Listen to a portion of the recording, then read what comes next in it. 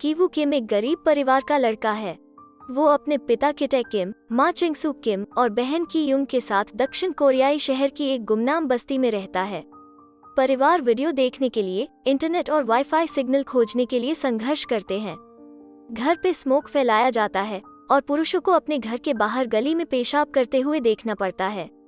वे pizza बॉक्सों को मोड़ने जैसे छोटे मोटे काम करके अपनी जरूरतें पूरी करते हैं और फिर भी पिज्जा कर्मचारियों द्वारा बक्सों में गड़बड़ी करने के लिए उनकी बुराई की जाती है। कीवू के अमीर दोस्त मिन ह्यूक उनके परिवार से मिलने आता है, उन्हें एक उपहार देता है, एक ऐसा पत्थर जो उनके पास धन और समृद्धि लाएगा। फिर वो कीवू को बताता है कि वो एक बहुत अमीर परिवार की बेटी को ट्यूशन पढ़ा रहा है। वो विदेश में पढ़ने के लिए जा रहा है, लेकिन उस अमीर परिवार की बेटी से प्यार करता है और जानता है कि कोई अन्य लड़का उसे चुरा लेगा। वो चाहता है कि कीवू उसका ट्यूटर बने, यह जानते हुए कि वो उसकी देखरेख करेगा ताकि अमीर बेटी हाई स्कूल से ग्रेजुएट होने के बाद मिन ह्यूक उसे प्रपोज कर सके। कीवू जानता है कि वो योग्य नहीं है क्योंकि वो कॉलेज में नहीं है, लेकिन मिन ह्यूक ने उसके लिए सब सेट करने का वादा किया है और इसलिए वो सहमत है। उसके इंटरव्यू के लिए वो की युंग से डॉक्यूमेंट्स फर्जी करवाया। फिर अगले दिन कीवू एक बहुत ही अमीर पाक परिवार में इंटरव्यू देने आया है। वहाँ मिस्टर पाक की बिखरी हुई पत्नी मिसेस पाक और उनके बच्चों बेटी डा हाई और बेटे डा सॉन्ग से मिलता है। कीवू को पता चलता है कि उसे नौकरी पाने के लिए डा हाई के साथ फ्लर्ट करने की जरूरत है और वो करता है। मिसेस पाक उसे अत्यधिक पैसे देती हैं और बताती है कि उन्हें डा सॉन्ग के लिए एक ड्राइंग टीचर की आवश्यकता है। कीवू उन्हें ड्राइंग टीचर के लिए उसकी बहन की युंग से मिलवाता है, जो खुद के लिए फर्जी डॉक्यूमेंट्स बनाती है और अपना नाम जेसिका बताती है।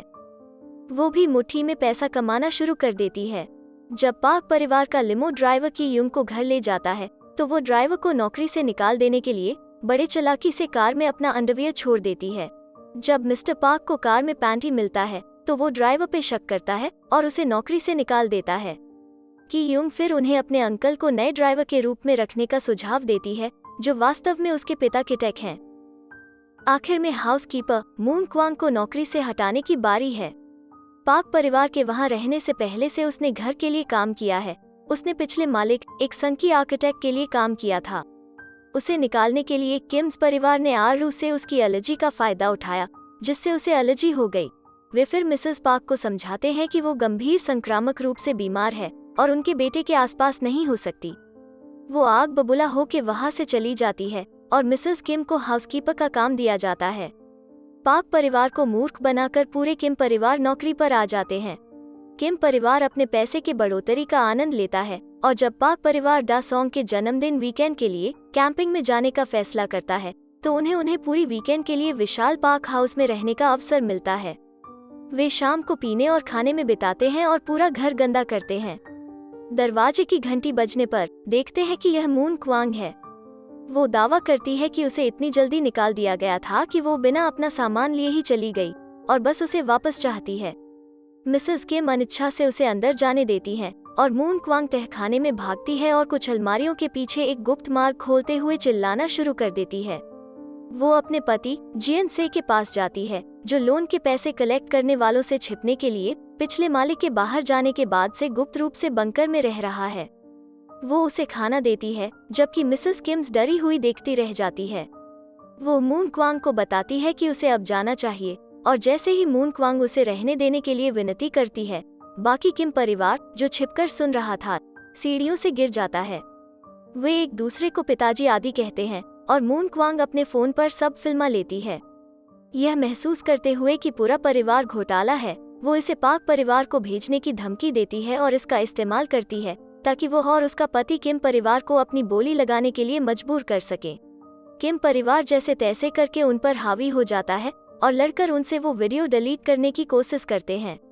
लेकिन तब पाक परिवार का फोन आता है और कहते हैं उन्होंने बारिश के कारण अपनी कैंपिंग यात्रा रद्द कर दी है और 8 मिनट में घर पहुंच जाएंगे। किम्स हाथापाई करते हैं, अन्य दो को तहखाने में रखते हुए जितना हो सके उतनी गंदगी साफ करने की कोशिश करते हैं। वे 8 मिनट में इतना सफाई कर देते हैं कि पाक परिवार को जरा सा भी शक नहीं होता।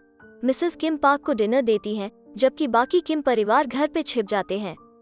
फिर मून क्वांग छूट जाती है और ऊपर की ओर दौड़ती है तो मिसेस किम उसे सीढ़ियों से नीचे धकेलती हैं, जहां वो उसके सर से टकराकर गंभीर रूप से घायल हो जाती है।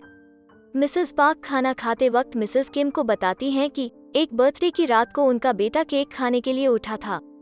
तब उसने एक भूत को देखा था, लेकिन असल में वहाँ कोई भूत नहीं, उस मेड का पति होता है। बारिश हो रही होती है लेकिन उनका बेटा आज रात बाहर सोऊंगा कहता है। मिस्टर एंड मिसेस पार्क अंत में लिविंग रूम में सोते हैं ताकि डा सॉन्ग पर नजर रख सके। वे दोनों सोफे पे लेटे बातें कर रहे होते हैं और टेबल के नीचे किटेक और की यूंग छुपे हुए होते हैं। मिस्टर पार्क अपने वाइफ को बता रहा होता है कि किटेक जिस्म से नागवार किस्म की बदबू आती है जिसको बर्दाश्त करना नामुमकिन है। असल में यह बदबू उन चारों में से आती है। आखिरकार रात के अंधेरे में वे चुपके से बाहर निकलने में सक्षम होते हैं। वे घर लौटते हैं और पाते हैं कि उनका अपार्टमेंट पूरी तरह से बारिश और सीवेज से भरा हुआ है। कि वो पत्थर लेता है और परिवार रात के लिए एक आश्रय में सोता है। अगले दिन मिसेस पार्क डा सॉन्ग के लिए एक अचानक पार्टी करने का फैसला करती है। मदद के रूप में किम परिवार को आमंत्रित किया जाता है। पार्टी के वक्त कीवू यह सोचता है कि अगर बेसमेंट में जो लोग हैं वे बाहर आ गए तो उसे और उसके परिवार में सबको नौकरी से निकाल देंगे। वो उसी पत्थर को नीचे बंकर में ले जाता है। वो अपने परिवार के राज को छुपाने के लिए किसी भी हद तक जा सकता है। वहाँ मून क्वांग की सर से टकराने के कारण एक रात पहले ही मौत हो गई रहती है और जियन से कीवू को घात लगाकर हमला करता है। कीवू वहाँ से भागने की पूरी कोशिश करता है लेकिन जियन से उसी पत्थर से उसके सिर पे मार के उसे अधमरा कर देता है। फिर वो पार्टी वाली जगह में पहुंच जाता है। उसकी नज़र की यूंग पे पड़ती है जो केक लेके डा सॉन्ग की तरफ जा रही होती है। वो एक चाकू से की यूंग के सीने पे वार करता है। पार्टी डरावनी हो जाती है और डा सॉन्ग यह देख बेहोश हो जाता है। की यूंग के पिता उसके खून के बहाव को रोकने की कोशिश करते हैं लेकिन जख्म काफी गहरा होता है। की यूंग की माँ यह देख के जियन से की तरफ दौड़ती है और उसके पेट में एक कटार घोंप देती है। इन सब के बीच मिस्टर पार्क अपने ड्राइवर मिस्टर किम पर कार की चाबियों के लिए चिल्लाता है ताकि अपने बेटे को अस्पताल ले जा सके। मिस्टर किम उन्हें काफी गुस्से और हैरानी से देखता है। उसकी बेटी यहाँ मर रही होती है लेकिन उससे कोई परवाह नहीं। वो चाबी उसके पास फेंक देता है और चाबी जियन से के नीचे गिर जाती है।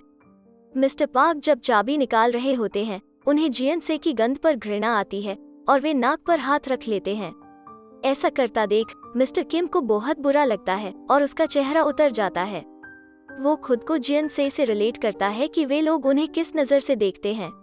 फिर वो जमीन पे पड़े चाकू को उठाता है और मिस्टर पार्क को छाती में मार देता है। मिस्टर किम के भागते ही मिसेस पार्क बेहोश हो जाती है।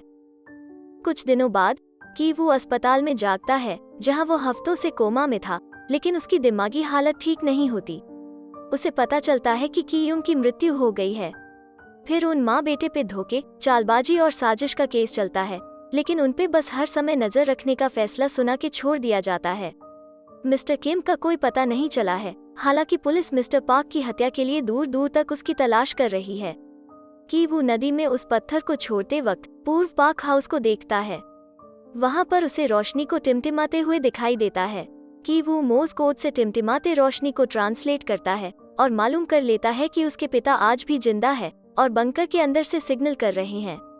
वो अब उसी बंकर में रह रहा है, नए मालिकों से भोजन चुरा के खाता है और उसे पछतावा है कि उसने मिस्टर पार्क की हत्या की। कीवू अपने पिता को एक पत्र वापस लिखता है, यह संकल्प करते हुए कि किसी दिन वो इतना अमीर बन जाएगा कि वो घर खरीद सके और उनका परिवार फिर से मिल सके। ऐसे ही और वीडियोस के लिए सब्सक्राइब करें और बेल आइकॉन दबाएं और चैनल को मदद करने के लिए लाइक करें। Thanks for watching.